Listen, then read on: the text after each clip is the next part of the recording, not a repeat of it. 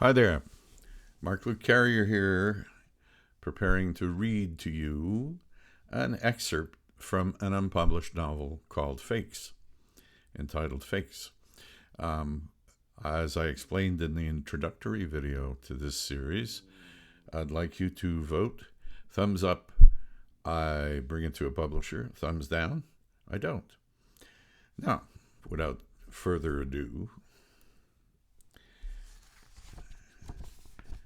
this is the continuing adventures of Dr. What was his name again? Fanshawe, I believe it was. And in his new posting at this huge museum in San Dimension, California. And it continues like this. I'd been managing director and curator of the Home Chumley Museum of Works on Paper. Now, let's be precise. Home Chumley is spelled Hume, home, Cholmondely, Chumley. For those of you unfamiliar with this brand of British phylogenetic taxonomic insanity, the small and far from venerable institution is tucked away on South Moulton Lane between Brook Street and Davies Mews in the London borough of Westminster. An odd place for a museum, but then it's an odd museum, housing the collections of Chasemore Home and Garton Crucifix Chumley, the long-deceased patriarchs of the Home Chumley clan, who'd shared a passion for works on paper, largely because they were too cheap to buy works on canvas. I'd left the employ of Soddings of London to direct this diminutive establishment a mere 3 days after my marriage to Felicity, also known as Horsey Home Chumley. Please note my wife's double-barreled maiden name as a hint at my impeccable credentials to hold such a post. I had no illusions.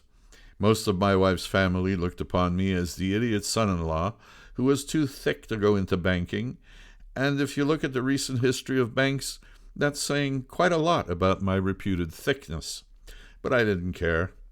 Bold-faced nepotism had lifted me from being a minion at Sodding, junior appraiser just a step above the fellow wielding a broom, to carrying a wallet full of cards identifying me as the managing director and curator of an actual museum of art, albeit small and rather peculiar. The museum, not me.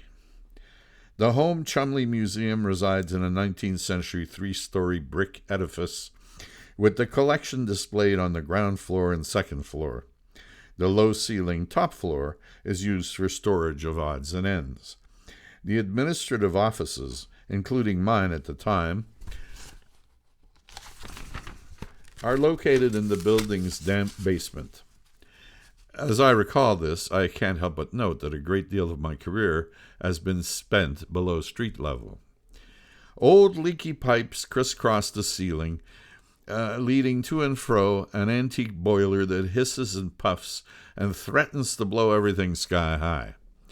My cubicle, which we laughingly call an office, was next to this steaming behemoth, and from this rather inhospitable location I oversaw a staff of 4, an administrative assistant whose main functions were to answer a phone that seldom rang and issue monthly payroll checks, an aged family retainer acting as a liveried guard, mostly found hovering around the foyer or slumped in a chair, sleeping off a lager-induced coma.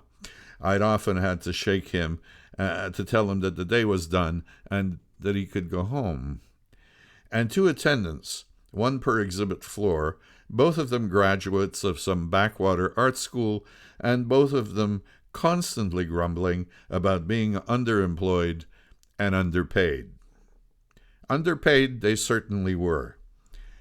Everyone received starvation wages, including me, but I didn't really care.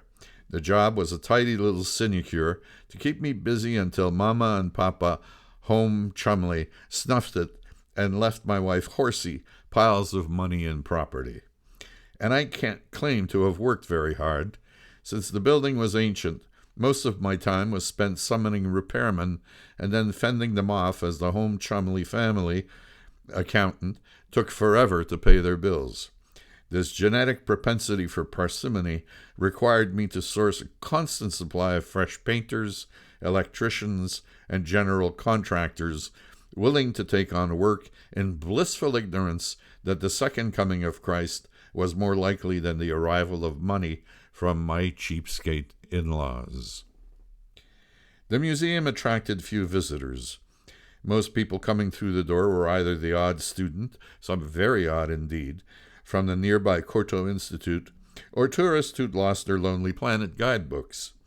We also did a lively trade in befuddled men and women hurrying in while pressing an open palm on a swollen cheek, a pained expression on their faces, who were quickly redirected to Dr. Chaudhary's dental surgery, one door down and one floor up. The museum's collection remains rather pathetic, holding little interest for connoisseurs or the general public.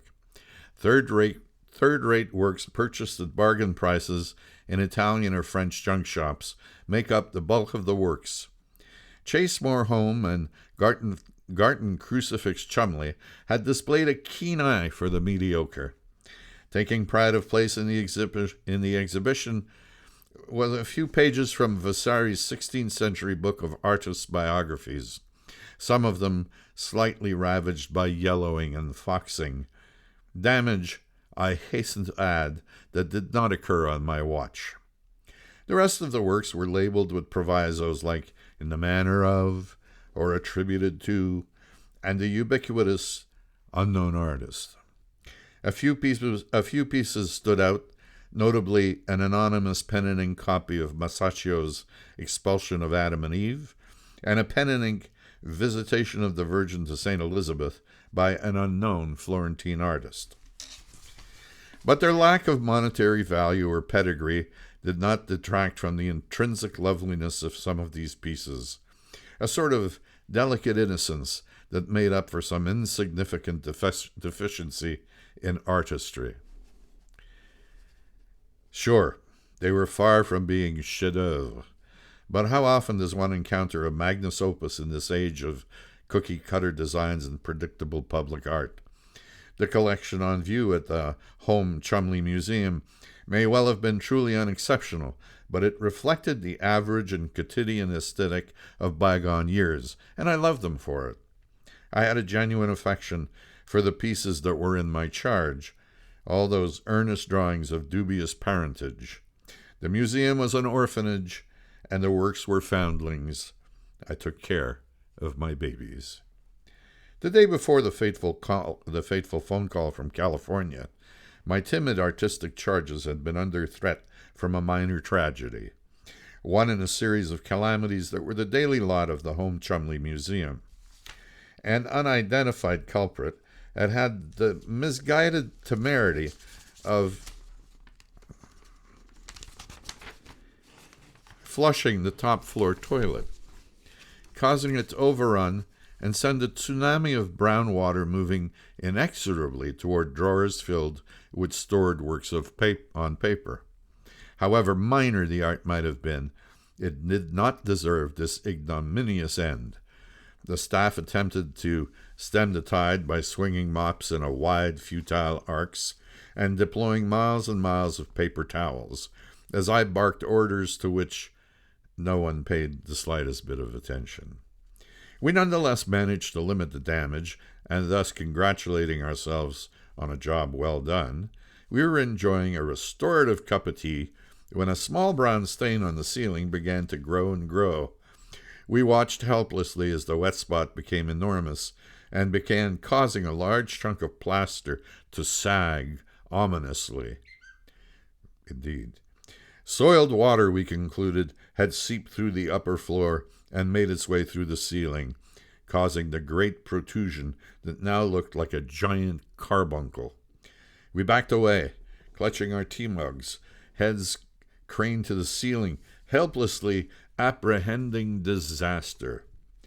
The plaster gave way, sending a shower of feces-infused water to come crashing down to the ground floor, splashing all of us as we gave a collective shriek of disgust. I should have seen this as a portent of storms to come. The next day, I stood in the center of a foul-smelling puddle in my green wellies, trying to communicate with workers who had freshly arrived from some Balkan nation. Luckily, the notoriety of the Home Chumley family's reluctance to pay bills had not yet gone beyond the British Isles. Hello, okay. You fix it up, I kept repeating to the nodding workers, pointing up at the gaping hole in the ceiling and doing a credible imitation of a colonial agent speaking to mystified natives. And clean the floor, I added, designating the pond of malodorous water we stood in. They appeared to understand, making acquiescent noises and nodding with enthusiasm to each other. So I left them to it. And then the fateful phone call from California came. That's next time. Fateful phone call from California. Sorry about the extraneous noises here in my messy office, but there you go. So that's it. I hope you give me a thumbs up, subscribe if you're so inclined. I would really appreciate it. And stay tuned for more of the adventures of Dr. Fanshawe at the museum in San Dementia, California. So that's coming right after the fateful phone call. So, see you soon.